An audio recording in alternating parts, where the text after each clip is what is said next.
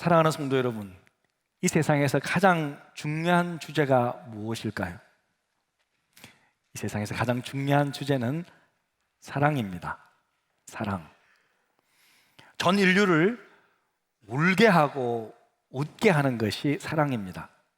사랑이 있으면 지옥 같은 장소에서도 천국을 경험하고요, 사랑이 없으면 천국 같은 환경이라 할지라도 지옥을 경험합니다. 사랑하지 않고 행복할 사람 아무도 없어요. 예수님은 한 유대 청년이 찾아와서 이 세상에서 제일 중요한 것이 무엇이냐라고 물었을 때 예수님은 딱 한마디로 대답하셨습니다. 하나님을 사랑하고 이웃을 사랑하는 것이라고 말씀해 주셨습니다. 사랑은 참으로 소중한 것입니다. 사랑 없는 삶, 가치 없는 삶입니다. 행복은 사랑에 달려 있습니다. 최근에 친구 목회자들과 함께 식사를 나눌 수 있는 기회가 있었어요. 그러니까 친구들이 다 목회자니까 만나서 무슨 대화를 하겠어요? 목회가 뭔지 서로 대화하기로 했어요. 목회가 뭐냐고 서로 묻는 거예요. 한 분이 목회는 말이야 열정이래요. 열정을 가지고 하는 거예요. 한 분은 목회는 기도래요. 목회는 하나님이 하시는 거기 때문에 기도야 목회는. 또 다른 한 분은 목회는 설교래요. 야, 기도 많이 한다고 해서 성도들 안 좋아해? 설교를 못 해봐라. 야, 교회 안 온다. 야, 그러면서 목회는 설교래. 그럼 제가 뭐라 그런지 아십니까? 뭐라고 했겠어요? 목회는 사랑이다. 그러니까 잠잠해졌어. 아무도 말 안 해. 와, 마치 눈치가 큰 교회 목사는 다르구나 뭐 이런 눈치. 그래서 제가 그랬어요. 사랑하면 열정도 생기고 사랑하면 기도도 하게 되더라. 또 사랑하니까 하나 더 좀 먹여주려고 설교도 잘하게 되는 것 같더라. 그렇게 말하니까 고개를 끄덕끄덕 하면서 제가 밥을 사고 왔습니다. 하나님은요, 사랑이 많으신 분이 아니에요. 하나님은요, 사랑 그 자체이십니다. 하나님은 사랑이시라 요한일서 4장 8절에서 말하고 있습니다. 그래서 사랑을 모르는 자는요, 하나님을 모르는 자예요. 오늘 우리 짧은 두 구절을 함께 읽었는데요, 사실 에베소서 전체 말씀의 적용이라고 해도 과언이 아닌데 한마디로 오늘 읽었던 본문은 사랑이라는 거예요. 사도 바울은요, 에베소 교회 성도들에게 그동안 했던 자신의 가르침을 딱 두 가지로 요약하고 있는데 그 두 가지가 뭐냐면 첫 번째는 하나님을 본받는 자가 되래요. 그래서 오늘 1절에 보니까 그러므로 사랑을 받는 자녀같이 너희는 하나님을 본받는 자가 되고, 하나님 본받아라. 또 두 번째는 뭐냐면 사랑해라는 거예요. 사랑 가운데 행하라. 2절에 보니까 그리스도께서 너희를 사랑하신 것 같이 너희도 사랑 가운데서 행하라. 그런데 여러분, 첫 번째 권면인 하나님을 본받는 거랑 두 번째 서로 사랑하라는 것은요, 연결되는 거예요. 연결돼요. 왜냐하면 하나님을 본받는 것이 뭐냐면요, 하나님을 본받는 것은 하나님의 사랑을 본받으라는 뜻이에요.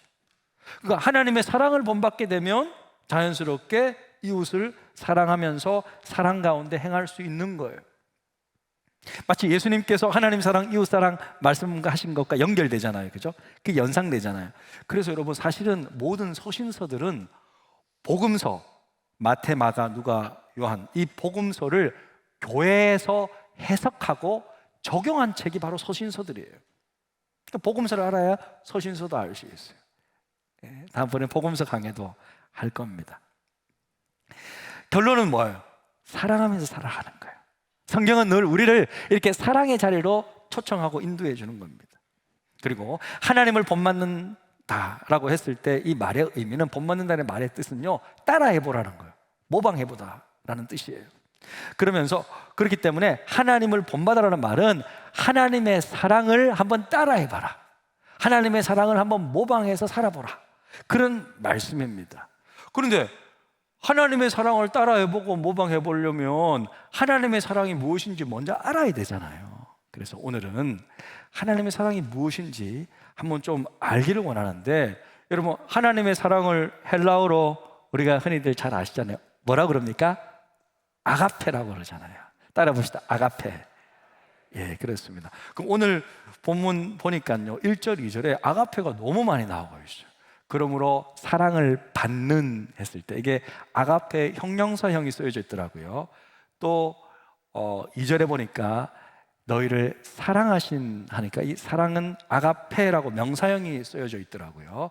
그리고 또 사랑 가운데서 행하라, 그러니까 사랑해라 라는 단어는 아가파오인데 이것도 아가페의 동사형이에요. 전부 1절, 2절에 아가페라는 단어가 꽉 차 있어요. 그래서 오늘 말씀은 이 아가페를 알아라는구나 라는 것으로 제가 이해됐습니다. 그래서 오늘 아가페 사랑을 좀 알기를 원하는데요, 아가페 사랑은 어떤 사랑일까? 에베소서에 등장하는 아가페 사랑은 어떤 사랑인가? 인간의 사랑과는 어떻게 구분되는가? 구분됩니다. 먼저 아가페 사랑은요, 대상을 차별하지 않는 사랑이에요. 아가페 사랑은 어떤 사랑이라고요? 대상을 차별하지 않는다. 사람은요, 자신이 사랑할 대상을요 찾아 헤매요. 어쩔 수 없이 대상을 차별해. 찾다가 좀 외모가 괜찮으면 사랑하고 별로 안 괜찮으면 안 사랑해요. 우리의 사랑 속에는요 구별이 있고 차별이 있어요.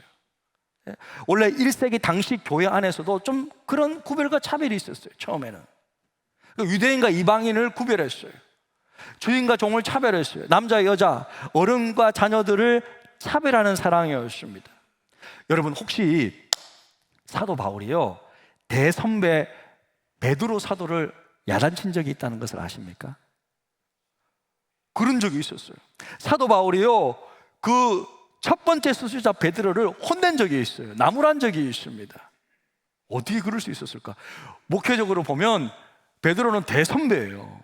사도 바울은 까마득한 후배예요. 근데 그 후배가 감히 선배를 이렇게 야무한다고요? 그런 적이 있었어요. 갈라디아서 2장 11절에 보니까 이렇게 말씀하고 있습니다. 게바는 베드로죠. 안디옥에 이르렀을 때, 안디옥은 안디옥 교회를 뜻합니다. 안디옥에 이르렀을 때 책망받을 일이 있기로 내가 그를 대면하여 책망하였노라. 왜 베드로는 바울에게 책망을 받았을까요? 왜냐하면 베드로하고 바나바가 안디옥 교회에서 이방인 성도들과 같이 식사하고 있었는데 그때 예루살렘 교회로부터 손님들이 찾아온 거예요. 그 예루살렘 교회 그 당시에 담임 목사는 누구냐면 예수님의 친동생 야고보 사도였어요. 야고보 사도가 베드로하고 바나바에게 한번 가보라고 보낸 거예요. 딱 그래서 하겠죠. 똑똑똑 하면서 베드로 사도님, 지금 예루살렘에서 손님들이 오셨습니다. 그러니까 갑자기 베드로가 식사하다가 벌떡 일어나는 거예요. 손님이 왔다고? 그럼 나가버리는 거예요. 베드로가 나가니까 바나바도 같이 있다가 자기도 일어서면서 나도 나가야 되나? 같이 나가버린 거예요. 그럼 왜 나갔을까? 왜 나간단 말입니까? 왜냐면요, 사실 유대인들은 이방인들하고 같이 식사 안 하잖아요. 예전에 보면 여러분 조선시대 때 주인이 종들과 같이 식사합니까? 식사 안 하죠. 같이 있지도 않은데. 제가 어렸을 적에는요 우리 삼촌들이, 우리 작은 아버지들, 큰 아버지들이요 우리 숙모님들하고도 식사 같이 안 했어요. 여자들은 따로 밥 먹었어요. 저기 구석진 데서 그냥 문 옆에서 그냥 상도 조그마한 상에서 그냥 막 이렇게 막 하면서, 그럼 옆에서 물 가져와라 그러면 예 하면서 물 갖다 줘. 그랬었어요. 제가 어렸을 적만 해도. 그러니까 이게 차별이 했다는 거예요. 유대인들은요 이 이방인들하고 상종도 하지 않고 뭐 밥은커녕 같이 있지도 않고 그 지역에 가지도 않고 완전히 차별했어요. 그런데 복음에는 차별이 없잖아요. 그래서 사도들이 함께 예루살렘에 모여서 회의를 했어요. 우리 더 이상 차별하지 말자. 그렇게 베드로 사도도 함께 정했는데 이 베드로가 아직까지도 위선적인 모습이 남아있는 거예요. 그래서 유대인들이 오니까 같이 밥 먹는 거 보면 어떻게 생각할까 하면서 가버린 거예요. 그러면 이방인 성도들이 얼마나 상처받겠습니까? 그러니까 사도 바울이 화가 난 거예요. 베드로 사도한테 당신이 그러고도 사도야? 정신 안 차릴 거야 지금? 이방인 성도들이 얼마나 귀하고 중요한데 당신 지금 왜 그러는 거야? 그러면서 그렇게 여러분 야단을 쳤던 것입니다. 사랑하는 성도 여러분, 복음 안에는요 어떠한 차별도 없습니다. 우리는 오직 믿음으로 형제 자매를 멤버십을 받는 거예요. 기준은 오직 믿음밖에 없어요. 여러분, 그래서 로마서 3장 22절 같이 한번 읽겠습니다. 시작. 곧 예수 그리스도를 믿음으로 말미암아 모든 믿는 자에게 미치는 하나님의 의인이 차별이 없느니라. 차별이 없어요. 복음은요, 차별이 없나. 하나님은 사람의 외모를 보고 조건을 보고 사람을 차별하지 않습니다. 유명한 말씀 사무엘상 16장 7절에 보니까 여호와께서 사무엘에게 이르시되 그의 용모와 키를 보지 마라. 생김새랑 키가 얼마나 큰지 보지 마라. 내가 보는 것은 사람과 같지 아니하니 사람은 외모를 보거니와, 사람은 외모를 봅니다. 그래서 저도 신경을 써요. 왜? 여러분 제 외모를 보니까 옷도 신경 쓰고 와이셔츠도 신경 쓰고 넥타이도 신경 썼어요. 괜찮습니까? 사람은 외모를 봅니다. 그래서 어느 정도는 맞춰줘야 돼요. 하지만 하나님은 외모를 안 본다. 하나님은 오직 중심을 본다는 거예요. 하나님은 중심을 본다. 하지만 사람은 외모를 봅니다.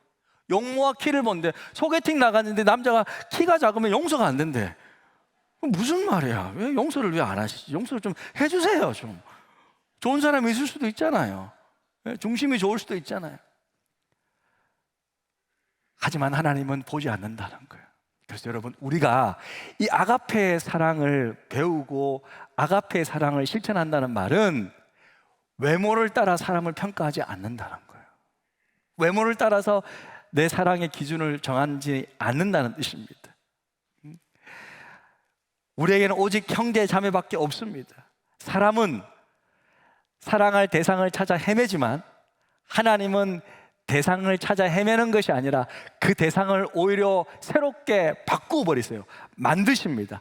종을 자녀로, 죄인을 의인으로, 정말 보잘것없는 인생을 작품으로 만드셔서 새롭게 창조하셔서 우리를 새롭게 사랑하시는 하나님이십니다. 할렐루야. 그게 아가페 사랑이에요.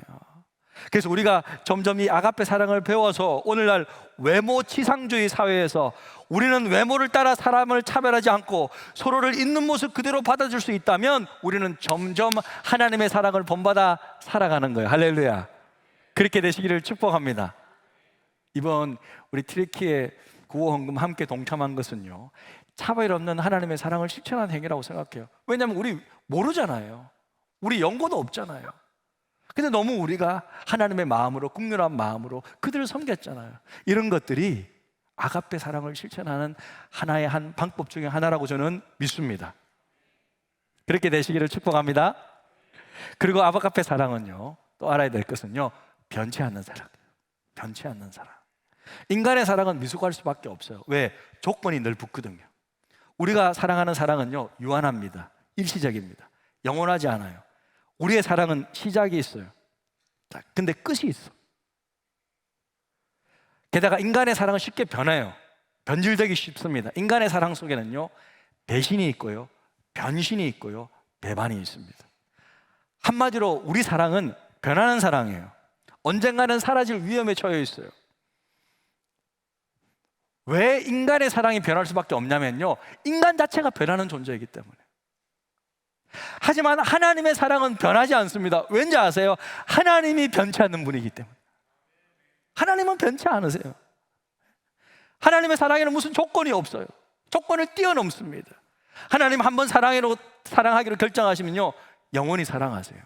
그래서 여러분, 요한복음 13장 1절에 보니까 예수님은요, 제자들을 사랑하시는데요, 읽어볼게요. 6월절 전에 예수께서 자기가 세상을 떠나 아버지께로 돌아가실 때가 이른 줄 아시고 세상에 있는 자기 사람들을 사랑하시되 어떻게 해요? 끝까지 사랑하셨다는. 따라봅시다. 끝까지 사랑하시니라. 제자들은 예수님을 배반했어요. 다 도망갔어요. 변신했어요. 그 충성심이 바뀌었어요. 하지만 예수님은 끝까지 그들을 사랑하셨어요. 그들을 끝까지 사랑하셨어요.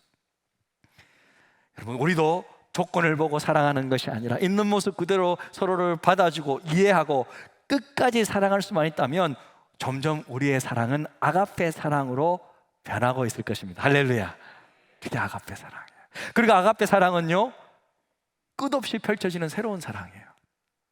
인간의 사랑은요, 어느 정도 시간 지나면 지루해져요. 지루하게 좀 늦게 오요. 권태기가 생긴대. 권태기가. 오늘 2부 예배 드리는데요, 결혼한 지 얼마 안 된 부부들은요, 딱 붙어 있어. 딱 붙어 있어.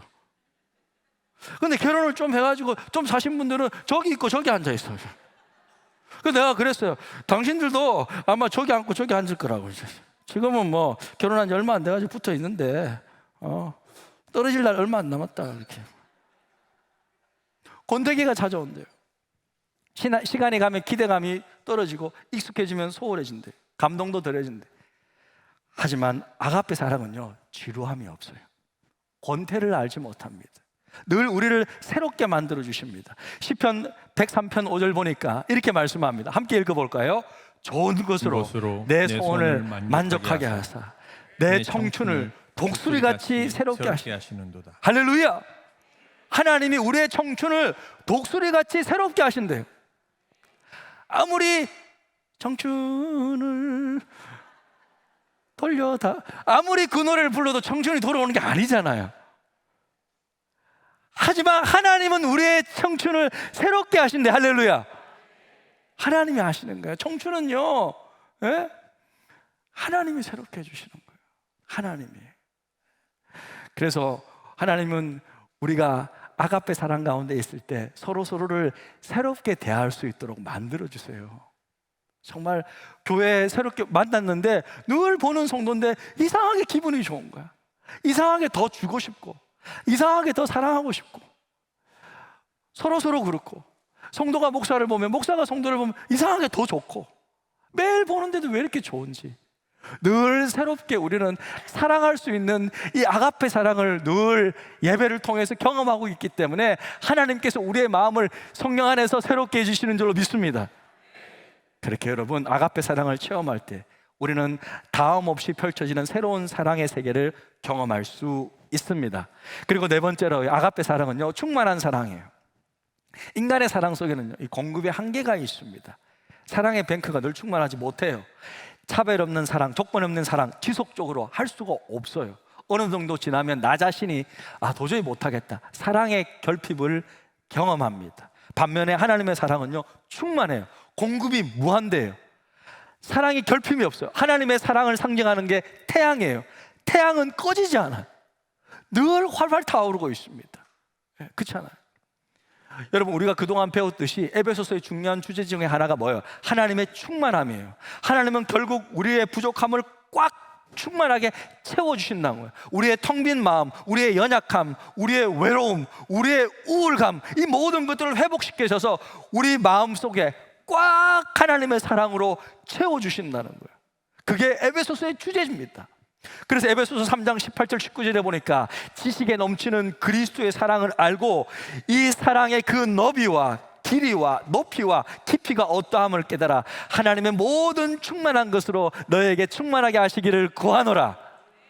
할렐루야. 이렇게 충만하시는 거예요. 하나님의 사랑으로 우리를 충만하게 하시는 거예요. 그게 에베소서의 중요한 주제 말씀이에요. 그리고 끝으로 마지막으로 가장 중요한 것인데요, 아가페 사랑은요, 자기 희생적인 사랑이에요. 따라 봅시다. 자기 희생적인 사랑. 네. 원래 이스라엘 백성들은요, 예배 드릴 때 우리처럼 예배 드렸습니까? 구약시대에? 아니죠. 어떻게 예배 드렸어요? 네? 짐승을 잡아요. 그죠? 단에 피를 뿌려요. 그리고 태워요. 그죠? 그 연기를 올려보내서 그렇게 예배 드렸어요. 왜 이스라엘 백성들은 그렇게 예배 드렸어요? 하나님이 그렇게 예배하라고 그랬어요. 왜? 죄인이 죄가 용서받을 수 있는 방법은 나를 대신해서 짐승을 잡아서 누군가는 죽어야 돼. 누군가가 내 죄를 대신해서 짐승을 잡아 죽여서 그렇게 번제단에 태워서 드릴 때에 한 번 죄 용서함을 받는 거예요. 그래서 사람은 죄를 지을 때마다 계속 짐승을 잡아야 했어요. 얼마나 정말 안타까워요. 그죠? 그런데 예수님은요, 모든 인간들의 죄를 대신해서 마지막 희생 제물이 되어 주셨습니다. 예수님은 모든 인간들의 죄를 대신할 수 있을 정도로 죄가 없고 흠없는 완벽한 제물이 되셨어요.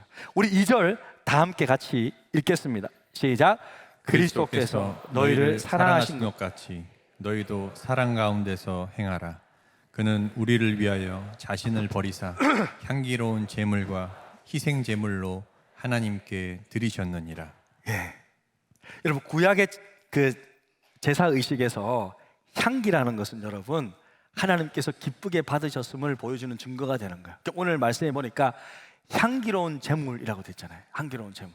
향기로운 제물이라는 말씀은 하나님께서 예수님을 기쁘게 받으셨다는 뜻이에요. 예수님은 우리를 대신해서, 그러니까 우리를 위해서라는 말보다는 나를 대신해서, 내가 죽어야 되는데 우리를 대신해서 하나님께 희생제물로 드리셨고, 십자가에서. 그리고 하나님은 그 예수님을 기쁘게 받으셨어요. 아들이지만 제물로 받기에는 자기 아들밖에 없는 거예요. 죄가 없는 사람이 없기 때문에. 온 세계에 죄가 없는 유일한 존재가 자기 아들밖에 없기 때문에 그 어떤 제물도 받을 수가 없었지만 예수님만 죄가 없었기에 기쁘게 받으실 수 있으셨어요. 예수님은 우리 모든 죄를 대신한 희생제물을 되셨습니다. 예수님은 우리를 헌신적으로 사랑하시는 것이 아니라 희생적으로 사랑하셨습니다. 아가페 사랑은 희생하는 사랑입니다. 부모는 자식을 위해 이유 없이, 조건 없이 그냥 사랑해 주잖아요. 그냥 키워줍니다. 저는 많은 부모들이, 저도 동일하게 생각하는데요, 자식을 위해 대신 죽어줄 수 있다고 생각해요. 안 그래요? 내가 죽고 자식을 살릴 수 있으면 그 안 뛰어드는 부모가 어디 있겠습니까? 그런 분들입니다. 튀르키예 지금 지진이 13일째라고 합니다. 그죠? 골든타임이 거의 다 지나가고 구조대원들도 지금 다시 한국으로 들어오고 있고 그런 중인데, 물론 극적으로 구조 소식도 있지만, 여러분 그 튀르키예에서 잠깐 오른쪽으로 가보면 나라가 아르메니아라는 나라가 있어요. 아르메니아도 1988년 우리나라 올림픽 있을 때 대지진이 일어나서 2만 명이 넘게 죽었습니다. 근데 그때, 지금은 13일째인데 14일 만에 극적으로 구조된 모녀가 있어요. 지진으로 무너진 콘크리트 건물 속에서 스잔나 페트로시안이라는 그 당시에 26살의 엄마와 당시 4살 된 딸 가야니가 갇혀 있었어요. 그 모녀가 기다릴 수 있는 것은 죽음의 공포밖에 없었는데, 너무 춥고 먹을 것도 없고, 그리고 같이 있는데 옆에 보니까 가족들이 죽어 있는 거예요, 시체가. 그러니까 얼마나 무서웠겠어요. 4살 된 딸이요, 목이 마르고 배고파서 울기 시작합니다. 막 울면서 부르짖는 거죠. 그러니까 아기들은 어른보다 더 수분이 빨리 빠진대요. 그러니까 물은 있어야 되잖아요, 그죠? 그러니까 막 수분이 더 필요하니까 엄마가 딸이 막 죽을 것 같으니까 하는 수 없이 깨진 유리 조각으로 자기 손을 찌릅니다. 그래서 이렇게 캄캄한데 아기 눈을 감고 물이다 하면서 이렇게 물려줘요, 손가락을. 그러면서 아기는 이제 쪽쪽 빨죠. 그러다가 좀 있으니까 또 막 울어요. 그러니까 또 이제 반대편 손가락을 또 찔러서 또 먹입니다.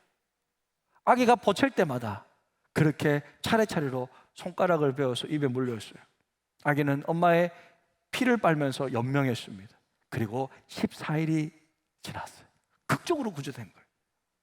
근데 구조대원이 그 엄마의 손을 보니까 손가락이 전부 피투성인 거예요. 이것이 바로 엄마의 사랑이에요. 이것이 바로 어머니의 사랑이에요. 어찌 여인이 젖 먹는 자식을 버리겠습니까? 그런데 혹시라도 잠시라도 엄마가 너무 힘들고 엄마가 너무 고통스러우면 버릴 수도 있대요, 아기를. 그러나 우리 하나님은요, 결코 우리를 버리지 않는 분이십니다. 하나님의 아가페의 사랑은요, 어머니의 사랑보다도 더 깊고 더 넓고 더 위대한 거예요. 하나님은요, 모성 엄마의 사랑을 만드신 분이에요. 부성 아빠의 사랑을 만드신 분이 하나님이십니다. 그래서 성경 말씀 보니까 여인이 어찌 그 젖 먹는 자식을 잊겠으며 자기 태에서 태어난 아들을 긍휼히 여기지 않겠느냐. 그들은 혹시 잊을지라도 나는 너를 잊지 아니할 것이라.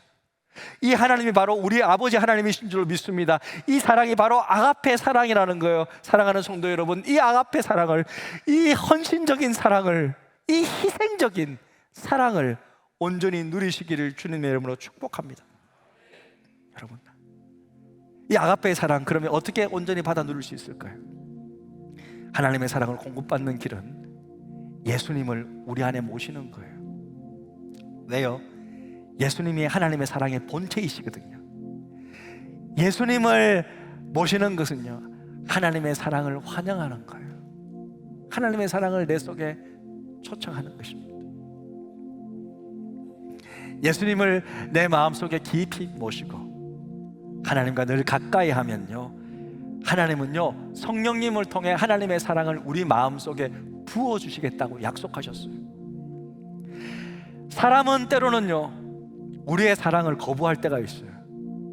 나는 되게 이 사람을 사랑하는데, 사랑한다고 이야기하면 부끄러움을 당할 때가 있어요. 안 받아줘가지고 내 마음과 이 사람 마음 다르구나, 부끄러워질 때가 있습니다. 하지만 하나님의 사랑은요, 하나님께 나아가면요 절대 부끄럽지가 않아요. 왜냐하면 항상 받아주시거든요. 그래서 로마서 5장 5절은 이렇게 말하고 있습니다. 우리의 소망이, 우리의 바람이 부끄럽지 아니하면 하나님은 우리에게 주신 성령으로 말미암아 하나님의 사랑이 우리 마음에 부음받음이니. 할렐루야. 하나님은 늘 우리 마음속에 성령을 통하여서 이 아가페의 사랑을 부어주시는 분이십니다. 오늘 말씀을 통해서 성령께서 여러분 가슴 속에 부어주시는 풍성한 아가페 하나님의 사랑을 온전히 받아 누리시기를 주님의 이름으로 축복합니다. 아멘. 우리 시간 말씀을 생각하면서 좀 기도의 자리로 나아갔으면 좋겠는데요, 우리 이 찬양 한번 했으면 좋겠습니다. 이 찬양이 우리의 기도말이 되어서 하나님의 사랑을 더 마음껏 누리고 하나님을 더 사랑하는 그런 시간 되었으면 좋겠습니다. 온 맘 다해 주 사랑하라, 생명 다해 주 사랑하라, 뜻을 다하여 사랑하라, 온 맘 다해 생명 다해 주 사랑해. 온 맘 다해 주 사랑하라. 온 맘 다해 주 사랑하라, 생명 다해 주 사랑하라, 뜻을 다하여 사랑하라, 온 맘 다해 생명 다해 주 사랑해. 사랑해요.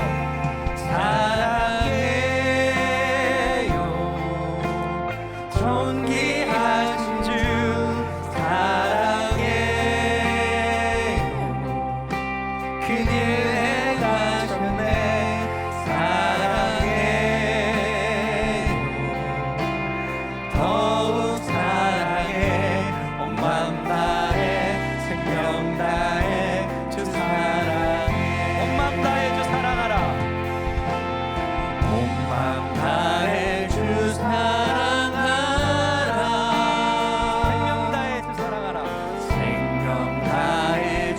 사랑하라, 뜻을 다하여 사랑하라, 온 맘 다해 생명 다해 주 사랑해. 사랑해요. 사랑해요.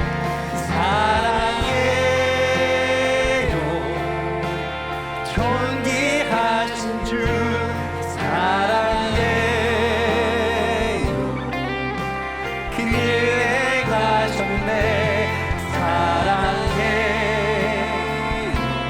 사랑해. 더욱 사랑해. 온 마음 다해 생명 다해 주 사랑해. 사랑해요. 사랑해요. 존귀하신 주 사랑해요. 큰일 행하시네. 사랑해. 더욱 사랑해. 온 마음 다해 생명 다해 주 사랑해. 사랑해요.